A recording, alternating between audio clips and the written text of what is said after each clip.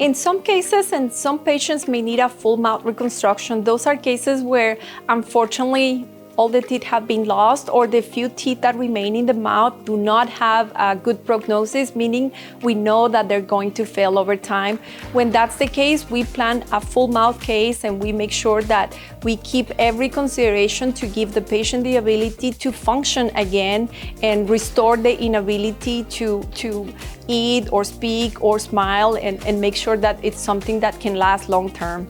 In some cases, it needs to be done with IV sedation, and that's something that we offer in-house. We make sure that our patients are medically stable, that they have proper medical clearance, and that we provide a safe treatment for them so that the procedure itself is convenient and as painless as possible. They're not gonna feel anything during the procedure, but while they recover, they may experience some discomfort, in which case we will prescribe medications to manage the pain at home so that they can recover.